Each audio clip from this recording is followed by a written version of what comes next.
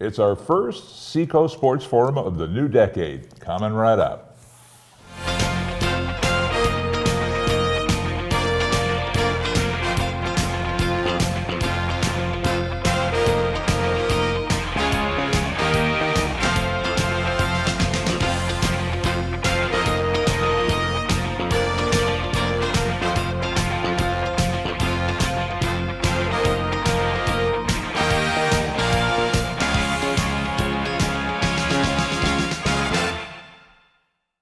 I can check it off. My New Year's resolution I made going into the new year, we would be back for a new year and a new decade. Thank you. It was our first.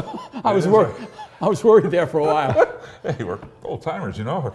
Every day is a blessing, you know. So anyway, we survived the holidays, gentlemen, and we're into a brand new decade and a brand new year, 2020. Did you all enjoy your holiday season? It's easy. 2020 is easy to remember, right? Yes. Writing on checks and talking about it. It's easy. It just flows. 2020, you know. 2019 was tough. Awkward. Was tough. But 2020 is going to be good. And ABC won't let you forget it with Barbara Walters doing that promo for 2020. You know? Poor Hugh Downs. Anyway, did you have a good season? Definitely. And did you get everything you wanted for Christmas? Oh, without a doubt. Yes. I didn't get socks and underwear this year. Sherm, no need to go into that. I got underwear and socks. Oh. And it's funny because I bought my granddaughter, one of the things she wanted for Christmas was a new sled. So I got her a sled, blinged it out. We haven't had much snow to be able to use it yet, so No problem here. Not I worry know, about that. I know. And this is the man that likes it warm. Well, I do too, but anyway. Yeah, very good Christmas season and holiday season, and again back to work, and we go.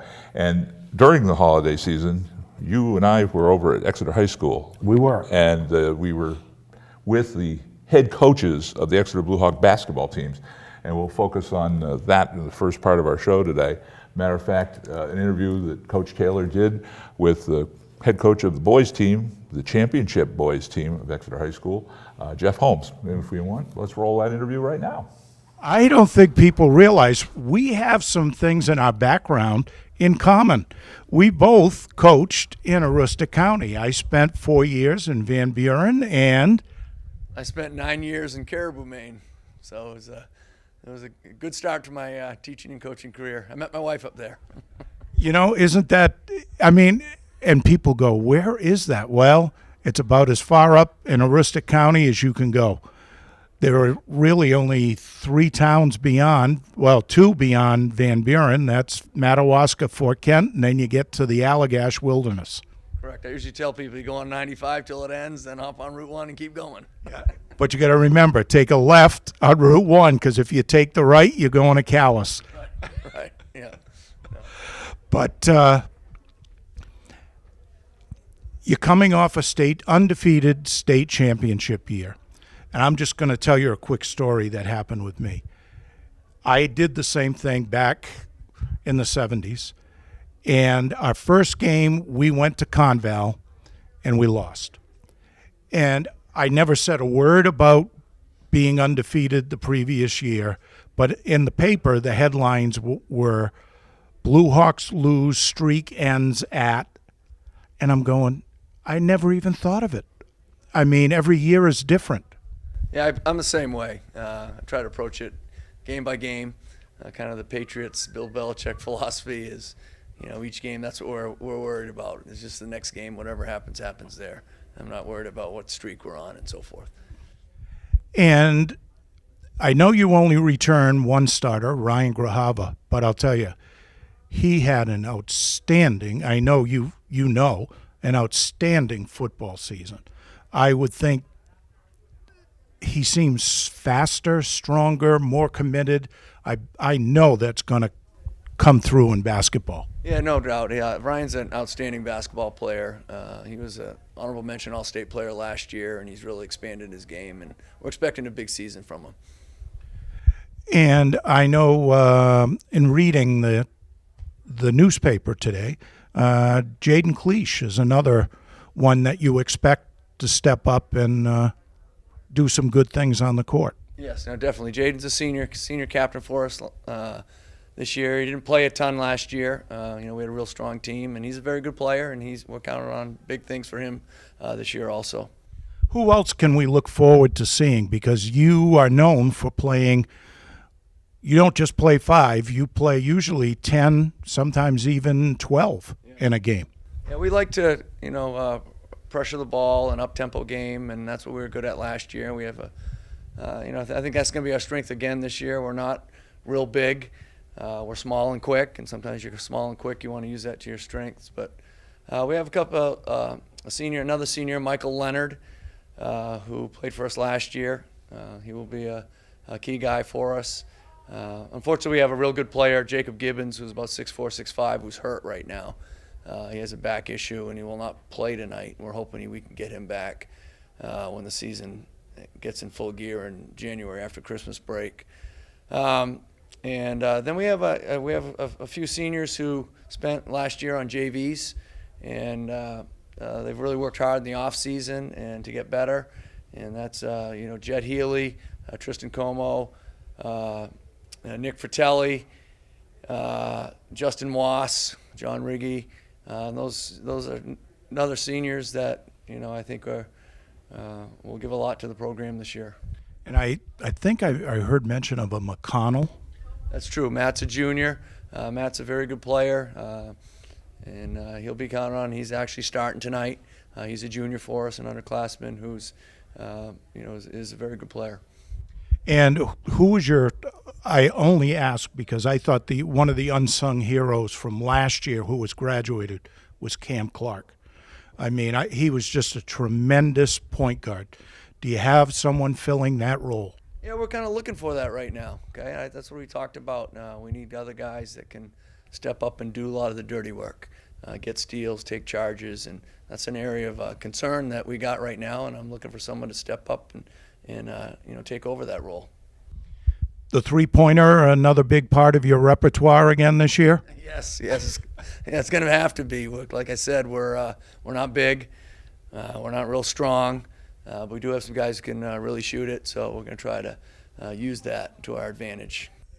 Going back in my career, other than the first couple of years when we were big, and the rest of the time we were midgets. I mean, I can remember having a 5'8" center.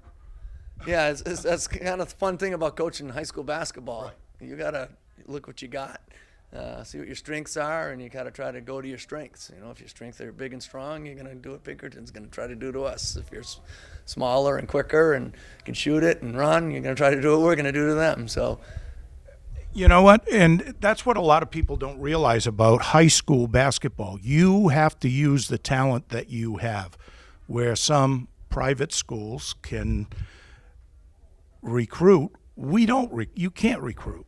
We play with what we have. Yeah, exactly. And it's fun as a coach. Each team I've had is a little bit different over the years.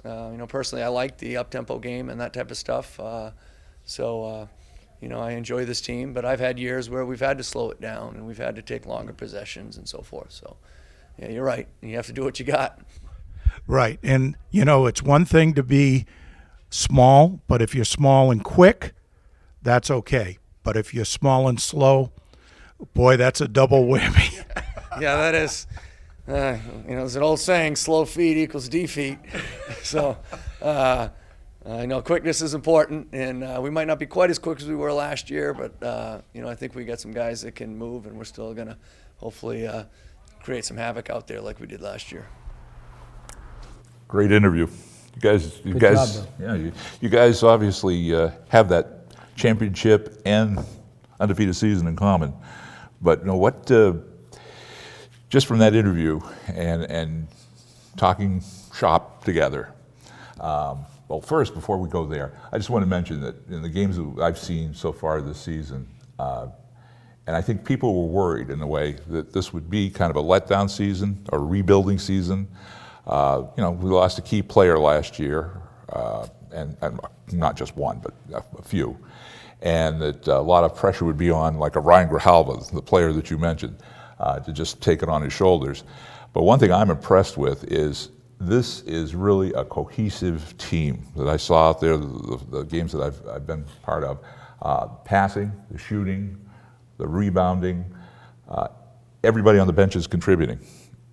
Jeff has been able to play everybody because in most of the games I've seen, they've had a little bit of a cushion, so he can let the bench come out and show their stuff. And another thing I just want to say is Kevin Walker, the JV coach. He's done a good job working with the talent that's finally coming into their own on the varsity squad. So, get back to the question I was going to ask you. What is the impression from coach talk that just keep the kids in focus this year? Well, I think Coach Holmes is reload is the term that I think of. Okay. I mean, they're playing a style of ball he's very comfortable with, and they're comfortable playing it, and they look forward to playing. And he's getting the most out of what he has, and what he has is good enough so far to win every game. And he hasn't had like he mentioned, his tallest kid, player, yeah. Jake Gibbons, has been out with the back issue. So when he gets that height in there too, I mean, he's got kids that they're not midgets, obviously. And the aggressive rebounding is what's impressed me the most. And the passing, it's really snappy passing. I mean, it's just on point, and it's not desperation passing. And we played Portsmouth recently, and that game was a test. The only thing that upset me about that one was it wasn't televised. My buddy in Florida was like, "Where's the game?" and it was a good. That was a good test because Portsmouth is one of the teams that obviously you're going to be meeting somewhere down the line, probably in the playoffs. Obviously, they went against a team earlier in the year that was very tall. They had all kinds of size. But again, like we said, or like Coach Holmes said in the interview, if you have quickness and you can emphasize your quickness, you don't have to be tall to rebound. You have to be aggressive to rebound. You have to be able to block out and go and want the basketball. And I think you brought it up in the interview about the three-point shot. A lot of teams, the ones I've seen this year that opposed us, a lot of them are depending on that three-point shot.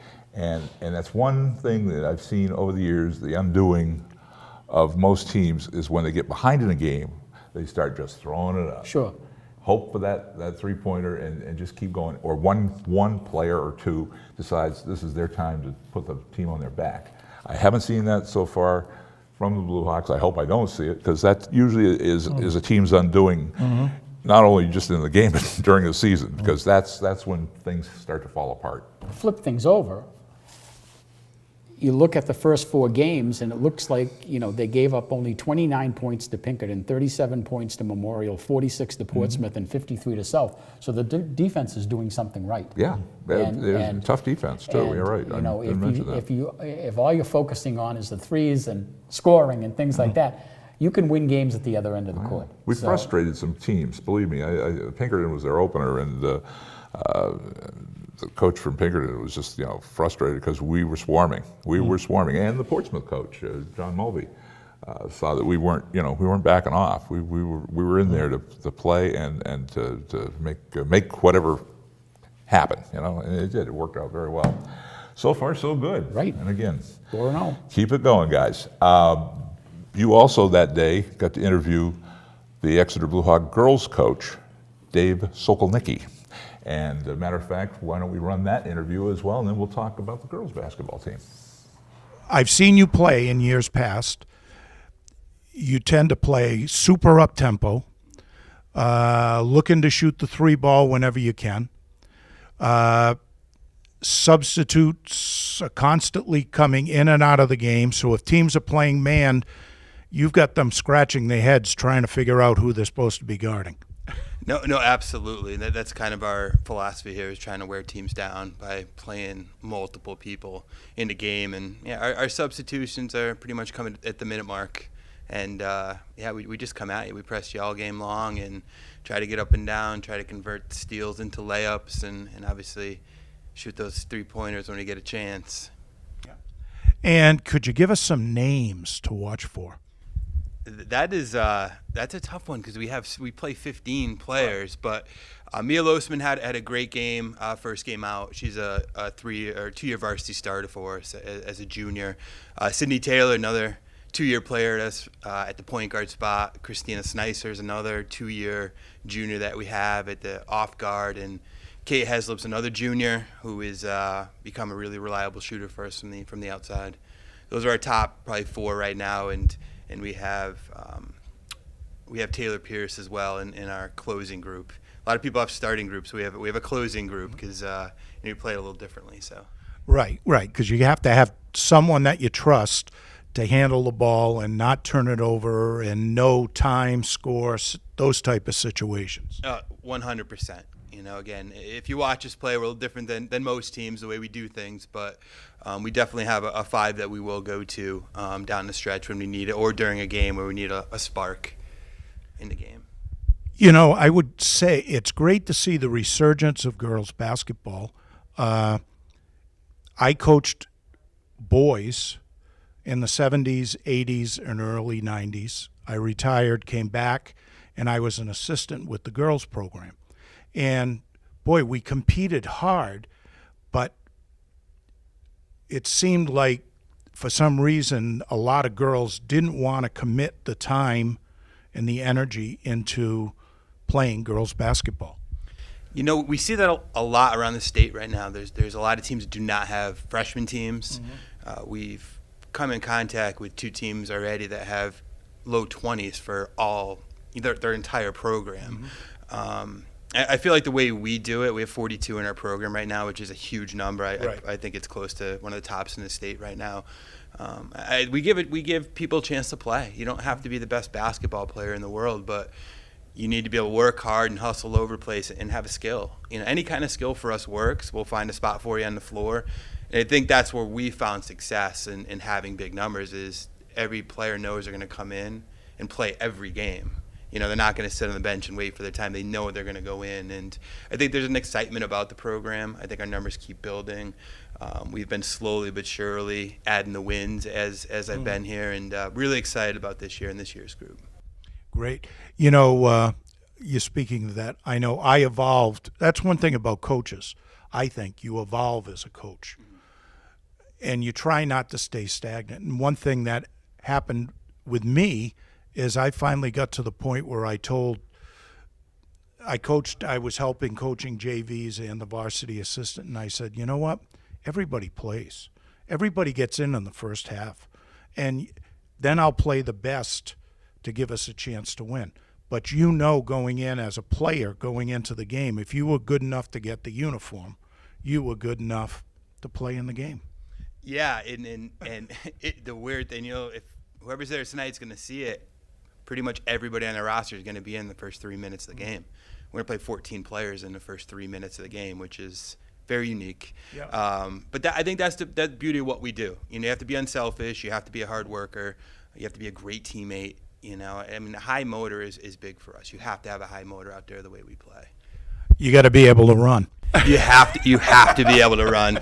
And speaking of evolving, we're known as a team that shoots a lot of threes. But if you watched us over the last year and a half, we've done a little different. We had a game last year. We shot 44 free throws or 45 free throws in a game. The other night we were in the 30s shooting free throws. So we've evolved, in how we play. We'll still shoot it when it's there, no question about it. But we more focus on our defense more than our offense right now to get us a run and to get us in games and to force tempo. Is BG still one of they're the defending 4-year state champions. Are they still really the team to beat in girls basketball? It's them and everybody else. They're in a tier just away from everybody else. It's them, and good luck trying to catch them. That's where it is this year. The way we play, we love it. We're going to go in and do what we do and hopefully cause some chaos and get them disturbed a little bit, but they're good. They have everybody back from a sophomore team that won it 2 years ago. They're all seniors this year. I think the people in the area, in our viewing area, if they haven't been to see a girls' athletic event, they really should, because I'll tell you, I know I see the girls' hockey because my son coaches girls' ice hockey, so I watch all their home games. Girls, they can play. The old days of whatever you think girls' sports are, they compete just as hard, if not harder, than the guys. The only difference is they don't play above the rim, they play below the rim. Yeah, this was my first go-around coaching girls. I've been at this 20 plus years. This is the Exeter job was my first time coaching girls, and the one question I was asked, knowing that I was going to run this system, is, can you do it for girls? Could girls do it? I'm like, it's basketball. Of course they can do it. Right. And they've been proving it. They've been proving that we can do it, and it works, and we're comfortable with it, and it's who we are. The one thing about us is we control the pace every game. Good, bad, or indifferent, we're controlling how the game's being played every single game, and I don't know of a lot of teams out there that can say they do that. And we're happy, if we play well, we're happy. If the other team beats us, what we do, hey, tip their hat to them and move on to the next, and that's kind of how we do things. Another great interview, Coach. Well, he was very willing to talk and willing to share his philosophies. Dave's very knowledgeable, personable, Yep. and he can communicate well with high school students. You can just tell by just his demeanor, the way that he carries himself and things like that. So I think he's a strong addition to the Exeter program. Now, I obviously at the boys' games doing the PA, you do the girls' games, public address announcing. Right. So you get to see them and takeaways. My impression in the first 4 games of the season, the Blue Hawks right now at the time of this taping is 1-3 right now, I find that they're trying to find an identity right now. There seems to be some hesitation of where they are out on the court right now and what they want to do. But when they pull that together, they've got the talent to do it. As Coach Sokolnicki said, Christina Snicer, Sydney Taylor, Mia Losman, Kate Heslop, all strong veteran players who can lead this team. And they've got some strong players coming off the bench. So it's going to take a while, I think, this season. 4 games in is a little too early. I've seen 2 games so far, and one of the frustrating things for me was that they're getting to the basket, they're getting good shots up, they're not falling.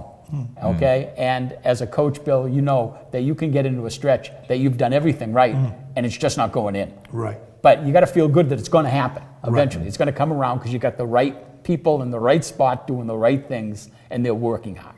So stay the course. Well, I That's the message. I got to see that first game because they did a boys and girls and boys varsity doubleheader with Pinkerton, and you had Concord that night. Right. It's kind of a unique thing. Usually it's the same team, but anyway, I got to watch the girls' game, and they were up-tempo game for sure, and that's what I liked. I like to see the movement, Right. and like you say, once they get that rhythm or whatever, Right. it'll play. Well, and so far in the first half of the season, one other thing I noticed was that late in the third quarter and in the fourth quarter, lost a little bit of confidence.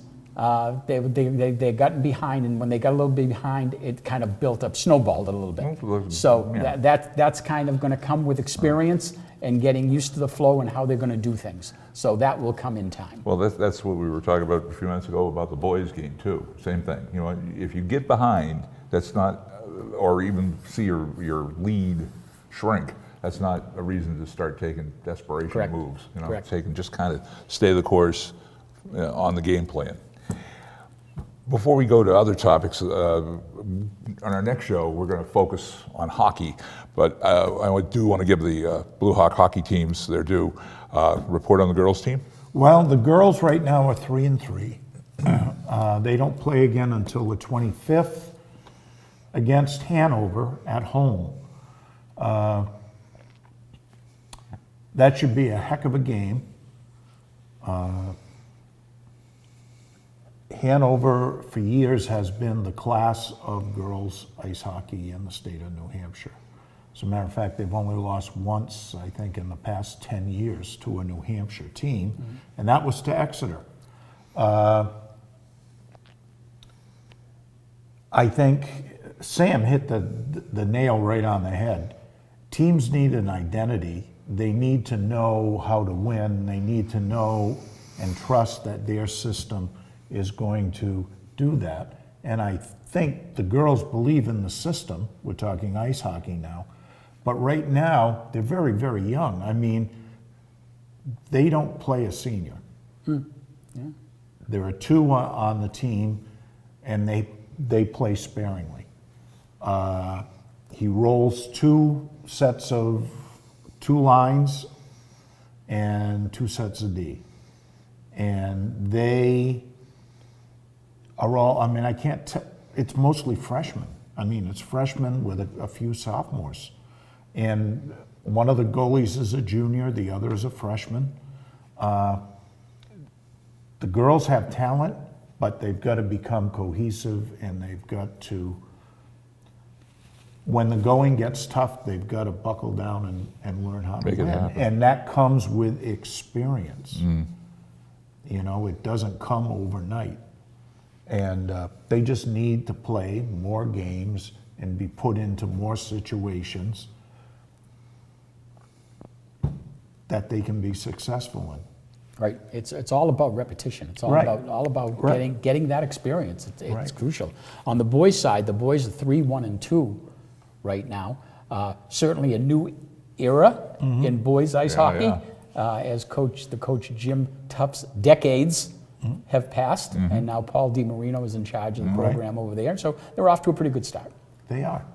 And having worked with Coach DiMarino on the freshman football level, I know he's knowledgeable, he's talented, he's, you know, gives off positive vibes, positive energy. He'll do fine. It's funny because the day we did our interview with Coach Holmes and Dave Sokolnicki, Coach DiMarino was there, and I would have loved to have been able to get a few minutes with him, but he had a video session for Right. the team, and you know he had his priorities, and I wasn't going to That's interrupt right. him. Right. And so that just shows you he knows he's stepped into a big pair of shoes, and he's got a good team, and he's just got to keep him focused, like we've been talking about. One thing I wanted to bring up, college hockey, UNH Wildcats. Go ahead, tell the story. No, because I'll save it probably for our hockey show, but I did miss you. Sam, as we've talked about in previous shows, we do the PA. I'm the PA announcer at UNH for the Wildcat football team, and Sam's my left-hand man. He keeps me sane during the games. And what happened was I got a call out of the blue that the announcer that does the hockey for the Wildcats had a family situation and he had to be out of town. Could I fill in? I said, sure, why not? What to lose? But then, of course, I realized there's no room for Sam in the end. I mean, literally, I'm in the Sure. penalty box. When you told me that, I said to myself, well, Sherm, that's okay. I don't want to get hit by a hockey puck anyway. And you almost could have. Well, and the second night, we had one flying in. If you know? you've been to Whittemore, you know Oh, that man. where the penalty Yeah, box is, yeah. and that it's wide open, and there's no glass there, and Phil, I read the announcement at the beginning of the game. You warned the fans there could be things flying into the stands, and sure enough, I think it was in the Brown game on Saturday night. And I'm kind of, again, they give me a Bible. I've told you about this in the past on the show. It's a ring binder with a bunch of announcements that you read during breaks in the action.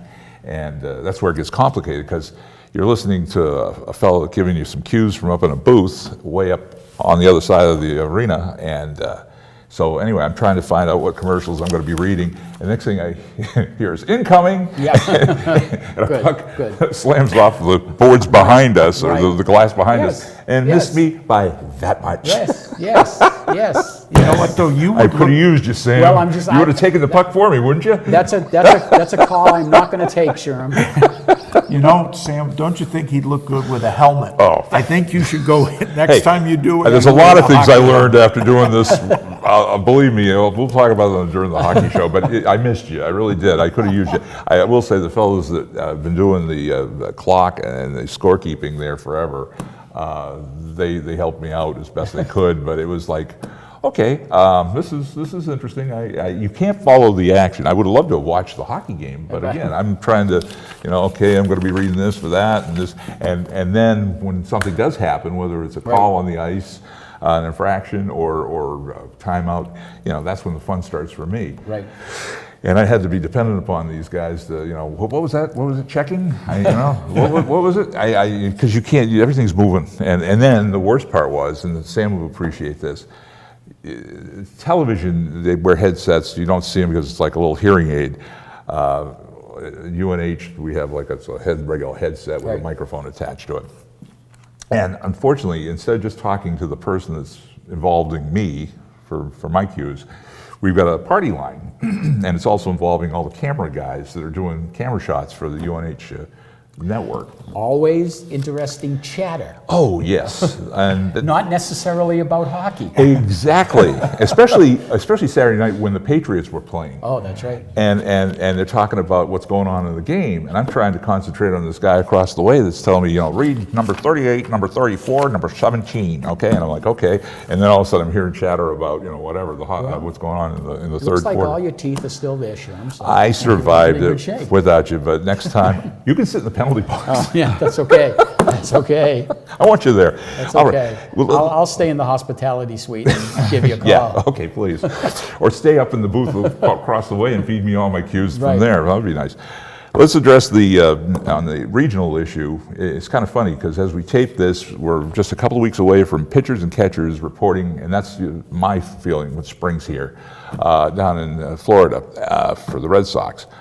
But a big bomb was dropped yesterday as we tape this, that Cora is now out of a job. The Major League Baseball did a investigation on stealing of signals, and this involved the Houston Astros from 3 years ago, right? 2017 Astros, 2017, yeah. 2018. 2018 Red Right. Sox and Astros. Right. And Alex Cora was part of that team as a bench coach.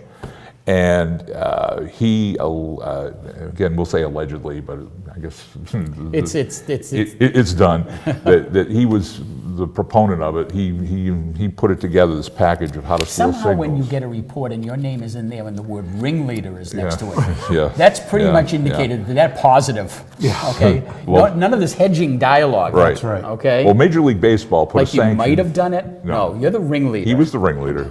And A.J. Hinch, who was the manager and the general manager of the team, the Houston Astros, were given a 1-year suspension by Major League Baseball.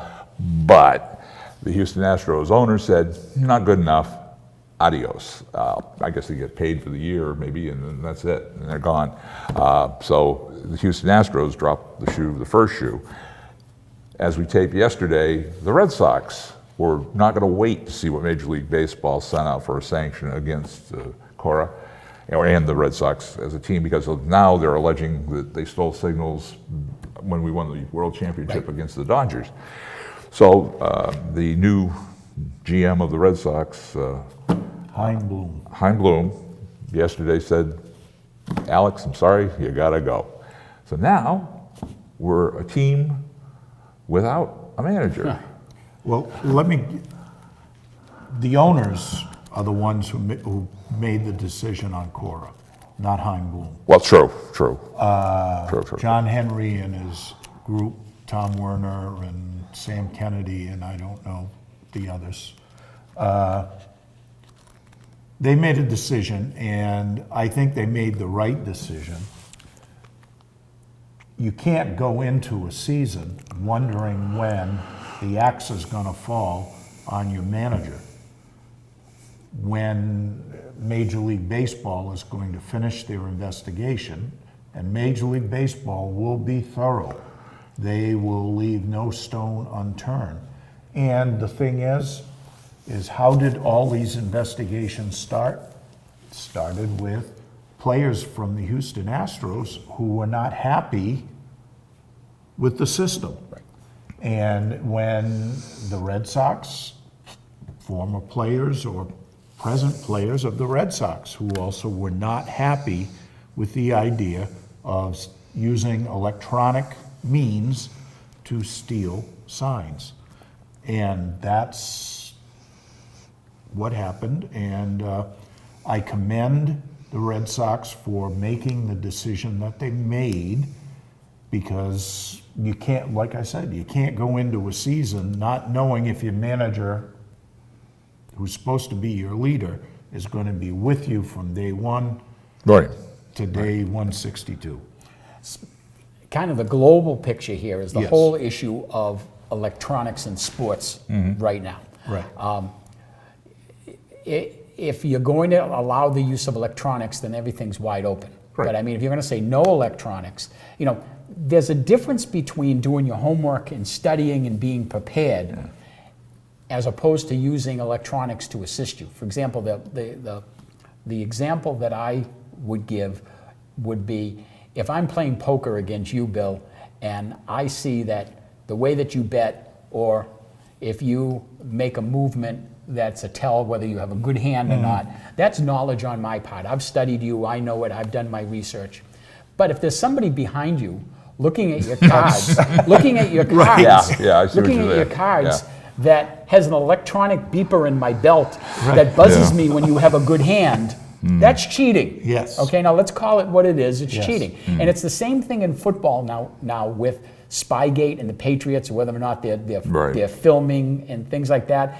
When you look at the offensive coordinators in football games right now, they've got the big cardboard cutout of their plays Right. over their mouth, so no one Right. hires a lip reader and can send what you're saying when you call in the plays. So I mean, there's all of this stuff with the electronics right now. I saw a picture online with a batting glove that had a buzzer in it, so that you could send the batter a signal. You're not banging on drums. Well, okay? that was what I thought was funny about the archaic way they set it up. Now, allegedly, Cora had a camera set up in center field, probably just like the TV cameras Right. in center field, and you get that great shot of the catcher throwing the fingers down there, what the signs are for the pitch.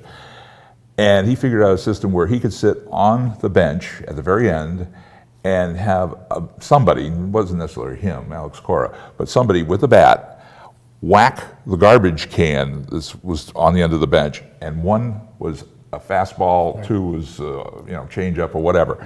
I mean, that's kind of archaic, but it would be better to have a little ear device or whatever. But, Well, I think that's what they're fearful that would be coming right now. That I mean, and you're trying to gain the advantage. I mean, I have no problem with if you're playing a baseball game and you've got a guy out at second base and he's looking in at the catcher and sees a sign and knows that, hey, they're pretty consistent with one is a fastball, and he taps his helmet like that, lets the guy know. I have no problem with that.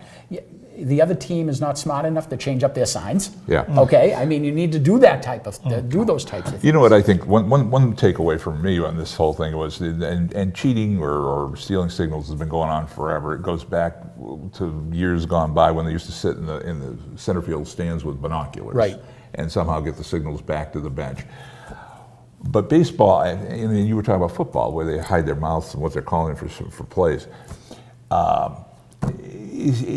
Every pitch, I mean, I don't know. Cheating is bad. No ifs, ands, or buts about it. But I'm glad that they did find this out. But whether they're going to be able to stop, it cold, I don't see that happening in baseball, especially. Well, I can think of a way to, Peter Abraham, I don't know if you read the Globe. Yes. He suggested, and it makes sense to me, ban the use of electronic devices. Like that one? Like Sam's pad? Bring home a quarter million. Yeah. Ban the use of electronic devices in the dugout area. Right.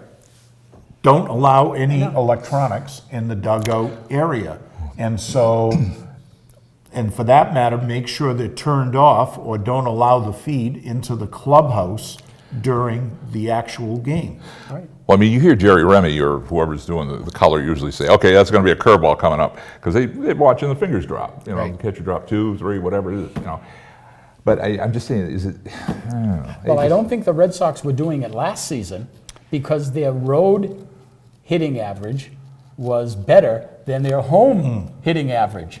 So it's batting average. So I think Cora had cut it out in 2019. I think he knew it was coming. Of what was going on. Yeah, he knew it was coming. And I read a report from the Washington Post that when the Astros were playing the Nationals in the World Series this year, the Nationals already had a plan in place to protest the game if Houston started doing anything weird with stealing signals. Really? Yep. They knew that if they caught them, they were going to protest the game and what they needed to do to protest the game formally, and so they were all set to go. So this was all out. This was all taking place. It's sad that it taints the Dodger, World Series. Poor Dodgers. Well, yeah, but I mean, and the poor Red Sox too. I mean, it's tainted. It is.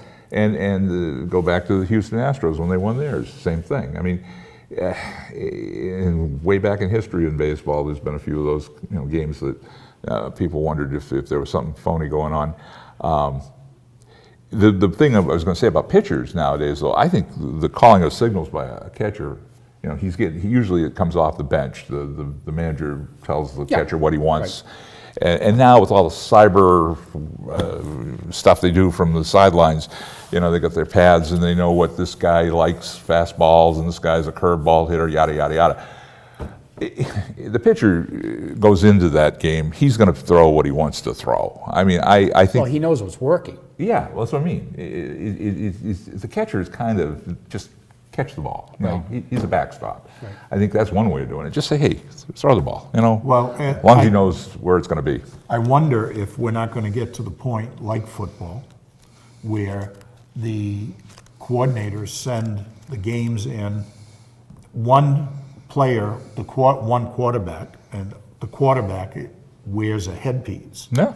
Mike, You could do that. So they're going to send the play in via that. Take out the middleman. Yeah. And so, that's an option. I wonder if we're going to get to the point where the pitcher is going to have the pitching coach calling the pitches directly. And then there's no, Right. So the catcher's making signals on who's going to cover second base, Correct. these types of things on what you're going to do on a bunt, Right. and whether the third baseman's going to cover or come in. And, right. Yeah. Again, it's baseball is going to be a lot of work to try to clean it up completely, but they got caught. Well, with a mess right now, the only thing the Red Sox need to do right now is they need to get Dustin Pedroia or Jason Varitek in that dugout somehow for next year. That's bench coach or whatever, because PR-wise, they're in a mess right now. Yeah, well, they signed Mookie to a one-year extension, $27 million. They went out and signed a bunch of people. Benintendi and somebody else is going to arbitration. I can't think of who it is. Rodriguez. They did also sign Jackie Bradley Jr. and a couple of pitchers, Workman and somebody else, Hernandez or Barnes. Yeah. And so I mean, they're getting little pieces of the puzzle, but I think Chaim Bloom has got his work cut out for him because. Now this one dropped in his lap, like, okay, let's get a manager and fast. I hope he doesn't just make a rash decision. I don't think he will, from what I've heard about him. I think he'll probably go out. My bet's on he's going to get one of his former Tampa Bay guys. Yeah, probably. And there are a couple that were being considered for major league jobs now. Houston might grab one of them fast too. Right. But I don't think it's going to be an in-house. I'd like to see Tech get a bench job and bring him up into the ranks. Yep. I'm kind of surprised he wasn't already in the system. Well, from what I've read, Pedroia wants no part of that. Really? Because they have to pay him for 2 more years. Yeah, he's still being paid. Right, but he wants no part. He doesn't even, that's far off his radar. Yeah. Varitek very much wants it. Yeah. Right, and so it's going to be, I don't know, I think Bloom will have a say, but I don't know how much of a say he's going to have. John Henry and the owners are going to sit there because don't forget, they made the decision to fire Farrell. Right. Yeah.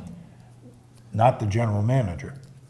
I think they are going to make the decision. Do they want PR? Because I think Varitek is going to need some time to get up to speed. I don't want to see him put in that position, you know what I'm saying?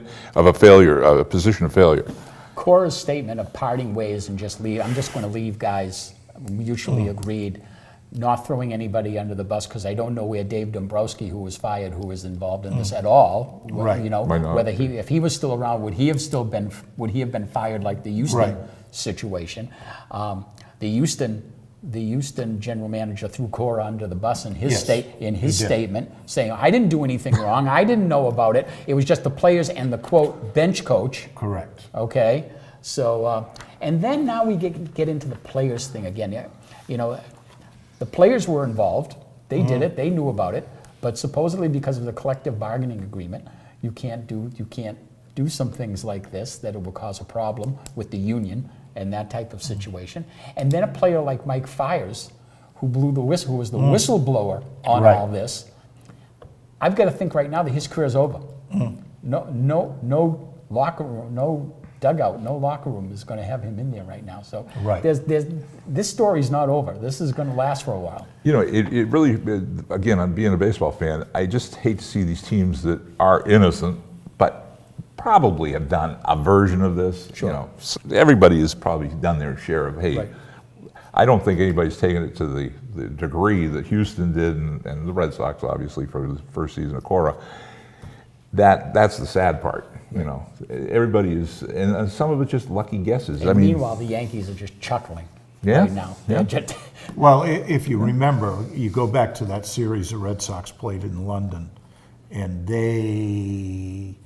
where their pitching got destroyed, right. and there was an awful lot going on behind the scenes where they were wondering how the Yankees were were they really that good? Yeah.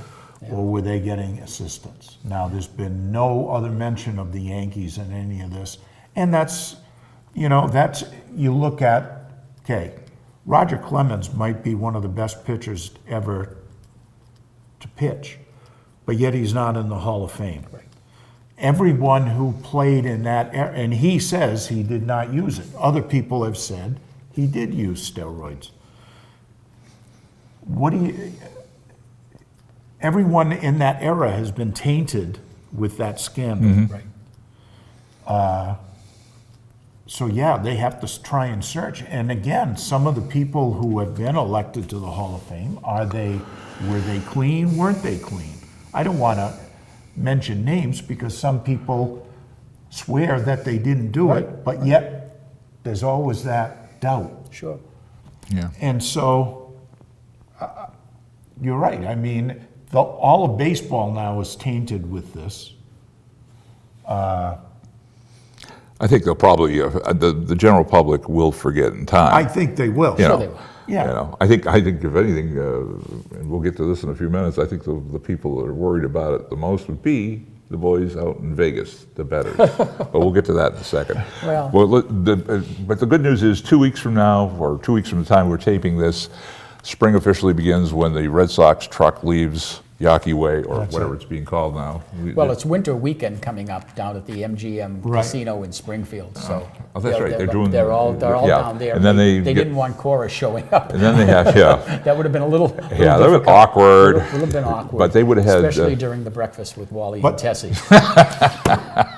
They supposedly are still going ahead with the, They are. with the weekend. Oh yeah, so- they're going to do it, and again, 2 weeks from now, the baseball bats and the bubble gum and everything will be heading south, and hopefully by that time we'll know who the new manager is. It's going to be fast. It is. I agree with with Sam. Yeah, I think we'll know within a week. All right. Well, I'm gonna. My prediction is that Heim will go with one of his guys from Tampa, just as a kind of a clean thing. You know, since that team hasn't been tainted, and he doesn't have to, do a big background investigation. Yeah. NFL. Even bumping up Ron Renicky, the current bench coach, I think that you're correct, Sherm. You need to clean it out. Yeah, clean out. You just Everybody's need to do the gone. whole I thing. mean, Daniel LeBanchi and all these guys, bye-bye, see ya. It's been nice knowing y'all. And it's sad, though, a lot of those guys may not have known what was going on. I'm sure they did, but they clean, what is it, a new broom sweeps clean? Yeah, Heim's got the new broom. Well, the question is, who's going to get the 60 Minutes interview with Alex Cora? NFL, let's move to that quickly. Big news there, obviously the Patriots out. They did as much as they can. Boy, this man has technology problems today. What's ESPN telling us? I'm looking to see if there's any bulletins coming Oh, in. bulletin. Anyway, with the NFL, the Patriots exit. I think the three of us here at the table figured it wasn't going to be a Super Bowl season. I couldn't see it happening with what talent they had or what they didn't have. But the big thing is now Tom Brady. Is he coming back? The speculation is come March 16th, he's a free agent, literally can talk to other teams. A lot of teams would love to have him as a star just for a year or two to bring in fannies in the seats. Right. So I guess the Chargers are the one that really are going after him hard and heavy when the time comes. Excuse me. He, of course, says his allegiance is to Mr. Kraft. Bill Belichick says it is what it is. And so I guess what I'm asking you guys is, what's your take? What do you think is going to happen? Well, first of all, it was very difficult watching Jimmy Garoppolo win for the San Francisco 49ers. Yeah. Okay? Yeah. Saying this situation would be very easy now if Garoppolo was still on the Patriots roster. I think that Brady will become a free agent in March. I don't think there will be any deal set. I don't think he's going to get the money anywhere else at his age right now. And so my prediction is I think he's going to stay with the Patriots for at least, they're going to give him a 2-year deal for, 25, 30 million a year. That'll do it. What about you, Coach? I think if you look at the quarterback position, right now the quarterback position is evolving. Other than Tannehill, who can run, but has a runner so he doesn't have to run, you look at the teams that are still in, Yeah. even the teams that got eliminated, you know, as a coach, you have to look and say, Coach, General Manager Belichick, Right. do we need someone like the Baltimore quarterback, Lamar Jackson. Lamar Jackson? Do we need a Deshaun Watson? Right. Do we need a Patrick Mahomes? Everybody needs a Patrick Mahomes. But wasn't the feeling always that if you went with a player like that, you'd have him for half a season and then he'd get injured and then, he'd be gone? Right. Yeah. But I think what's happened is some of these, because of whatever, quickness, speed, or rule changes even, Maybe. they've obviously been durable. They've been okay, yeah. Also, maybe during the college ranks coming up, they've been trained more in this offense and know what to do better, know how to get down, know how to get out of bounds, Right. so that they're not absorbing big hits. Right. And don't get me wrong, Brady is, to me, the best that's ever played. Oh, yeah. I'd love to see him back with the Pats. I do think if it's going to happen, I think it's going to happen before that March because of salary cap purposes. It behooves the Patriots, if they're going to keep him, to sign him to a contract before that March 16th or 17th deadline. Otherwise, they have all kinds of dead money. So it would behoove them to sign him. And from what they say, the television deals that are coming are going to boost the salary cap up even higher so they can absorb some of that dead money. I was going to say, the thing that disturbed me was that Saturday night I was at UNH, and they put the game on at the end of the hockey game on the Jumbotron above, and I was watching, and the game ended right about the time that the Patriots were on the 1 or 2 yard line. When they had 4 tries. And couldn't do it. I mean, that just, and what upset me there was Josh McDaniels. What I would have done, I would have pulled a Bill Ball offensive deal there. I would have put 3 backs. I would have had Burkhead, White, and Michelle in the backfield, and done a razzle-dazzle play of some sort, so that you hand it to me, I hand it to you, back to Tom. There was no play action. There was nothing. There was nothing. And Tom is obviously at the point of his life, his mobility is down, even though he does his TB12. He didn't go forward. I guess he didn't trust his offensive line. Well, I think, I was like frustrated there. I Wow. don't, you know, I'm going to say this. They lost the best blocking tight end in the NFL. He retired. Now, if you still, and probably another great blocking, just blocking, he was really an offensive tackle playing tight end, was Dwayne Allen. So you took those 2 guys out of the mix. Yeah. You no longer have blocking from your tight ends Right. like you used to. Your tackles have been subpar. You lost 2 fullbacks, never mind just your starting fullback.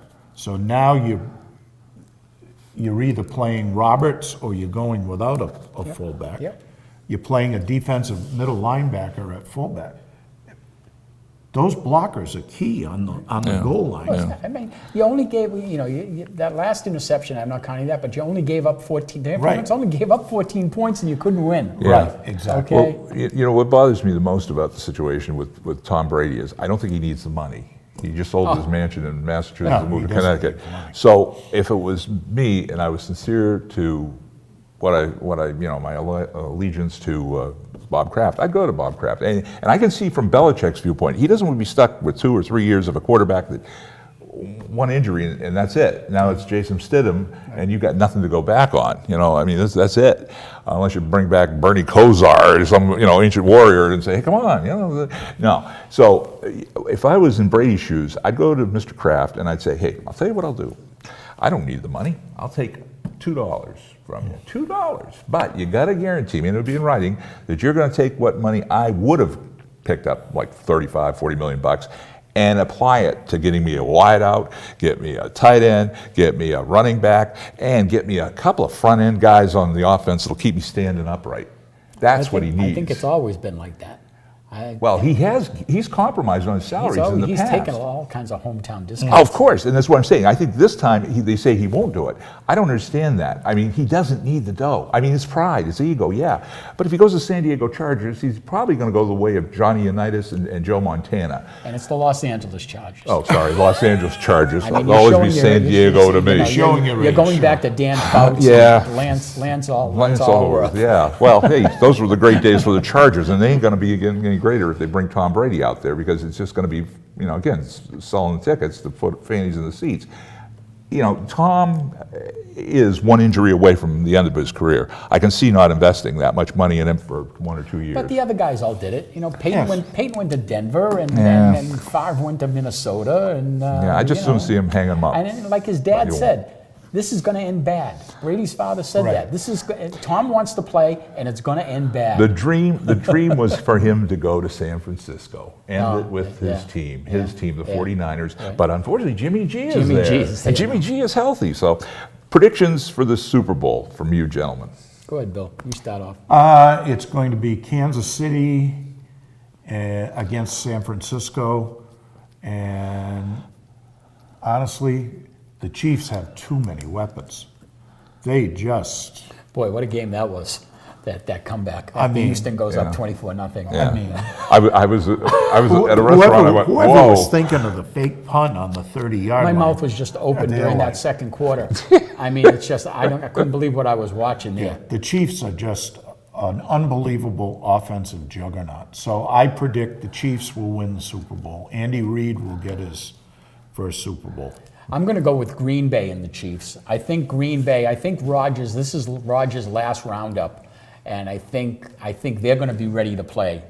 I think if the game was in Green Bay, I would really like Green Bay, but it's going to be in San Francisco. But I still got an edge on Green Bay right now. I think they know how to win, and I think it'll be Green Bay, Kansas City. I'm going to be the contrarian on this one. I'm going to go, I agree, I think it's going to be Kansas City and San Francisco, but I'm picking Frisco. I'm going to go with the 49ers. I think Jimmy G is going to get his ring. And, but isn't that Derrick Henry something? Boy, he is. That was very impressive. I haven't watched many Tennessee games, right. But in the last 4 or 5 weeks, he's just been unbelievable. You know who impressed me was Mike Vrabel out-Belichick in that game. Josh McDaniels should have figured out, hey, Mike knows our playbook, basically, so let's come up with a razzle-dazzle. They used to use Vrabel as a tight end, remember? A couple of passes in the end zone that won a game for us. So that was what impressed me. Vrabel would be on my short list if Belichick decides to leave, and if Kraft has any say in the matter. I hope he still is around, or somebody's around in that family, to say, hey, let's bring back one of the family and take over that job. But it will be, I think Josh McDaniel is the heir apparent. If he sticks around. I think that's another bargaining chip for Brady. He's going to, but there again, you see that relation kind of going haywire on the sideline at times this year. Anyway, one last thing before, we're on college football. Okay. New champion, LSU, number 1. They took out Clemson, number 2. What would the Patriots have to do to get Joe Burrow? That kid was nails. How could it happen? Cincinnati next year has got to be a favorite for the playoffs. He'll be their quarterback next year, and You know, I'm all in on the Bengals right now. I mean, this guy is good. So Yeah, he is. He's the real deal, and congratulations to the Tigers for doing what they did. They came from behind in that game. And one other note, I just wanted to mention good news, and we have a slide that we can throw up. UNH's coach, Sean McDonald, and that's from his son Tommy. Chemo check, surgery check, back to the sidelines in 2020. The UNH Wildcats head coach. We're happy to see that, and we're looking forward to spring game. And having the coach on the sidelines, Coach Mack. We're happy to hear that news. And one quickie. We're going to go into some more detail, but we kind of run over on the other stuff. Sports betting has hit New Hampshire. Now, you're not going to be with us on our next show, probably. Maybe you will. We'll see how we can squeeze one in here before you go on assignment. But what I was going to ask you quickly is, what's your take on it? Well, I think Maybe that could be your 2-minute drill. My 2-minute drill is that I'm very happy that sports betting has come to New Hampshire. I think DraftKings is a solid outfit. I think it's going to be a good revenue stream for education. And as a former educator, I know that money helps. And some people are going to say that we're raising it in wrong ways through alcohol and tobacco and gambling. But we need the money in the state, and it's happening anyways. So my feeling on gambling is that let's make it legal. Let's get some benefits for the state, and I think that it's going to help. Although today, reading that there's a little glitch in the app that you would bet on right now, in that if you're a half a mile from Maine, the app won't work because the software can't designate that you're actually using the app in New Hampshire, which is what you have to do. Oh, okay. So they're still sorting out some of the bells and whistles, but thumbs up. Well, Governor Sununu lost his first bet, the first bet on DraftKings. He did. The Patriots, they went down. Coach, 2-minute drill. Well, I didn't really have anything, but I'm just going to echo it. I agree. I think the sports betting is a positive. I like that so much better than a casino. I think casinos, to me, there's so many of them now that I don't think you're going to make the money. The sports betting, yeah, I do think there are people out there that want to go to somewhere on a Sunday and watch the NFL or watch college hoop or watch whatever, and they want to be able to say, hey, I want to place a bet of $20 or $50 or whatever on such and such to enhance the viewing experience. And I don't have a problem with that. I don't personally, I'm not a gambler, but I don't have a problem with it. I mean, and like Sam said, as a former educator, I think any money that can be funneled into education is great. And if it can take the burden off the property taxpayer, it's even greater. Because let's face it, folks, I mean, property taxes pays for education, and it's going to get to the point where you can't afford to live where you're living. You are a gambler. You gambled on this show, and it paid off. Yeah. There you go. The only thing I was going to just throw my 2 cents on that, I wish they had a system in place, instead of going through a DraftKings, that you could go to a kiosk and now the only thing that would interest me is for the Super Bowl, the propositions, like the flip of the coin. Well, they will those when they have the retail. Right, but I don't want to go through a locations. third party. I would like to go to, if I was going to put giving your information out to too many people, that's the problem with these things now. Right. People tap in. I just filled in a form for a dentist the other day, and they wanted my social security number, and I'm thinking like, no, you don't need that, because that's going to get compromised at some point. There's too much information out there. Simplify it. Just like when you want to go get a scratch ticket or a Powerball, boom, in a machine you can hit the numbers, throw the little slip in. Exactly. That's what I'm for. Well, when the 10 retail locations are up, good. Keep it in New Hampshire. There'll be one in the Seacoast area. All right, Chris, keep it in New Hampshire. I'm betting that. I'm betting. Look what I'm saying. Boy, degenerate over here. I'm thinking that thinking that the logical place will be in Seabrook. I agree. Okay, and that there will be Yeah. a retail sports betting. Right next to the place. liquor store. There's a nice little office right next door. Used to be a mattress shop. I and, think it's going to be you know, the there's- dog. It's going to be where the dog track is. Well, that'll be interesting. Yeah, with all the TVs and everything. My 2-minute drill during the holiday season, looking for something to watch at times. Did you know, gentlemen, that Ohio State, believe it or not, has a cornhole team? Yes. Are they giving scholarships? These guys were good. I have to admit it. They played Baldwin Wallace University, You which is spent also in time Ohio. watching this. About 5 minutes.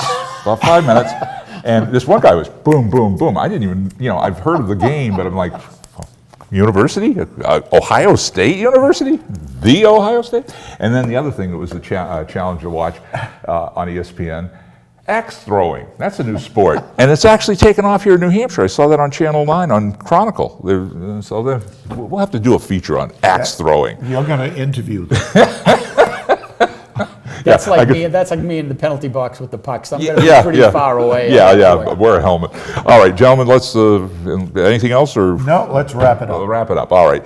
So for Coach Bill Taylor, Sam Bruno, I'm Sherm Chester. We'll see you next time on the Seacoast Sports Forum.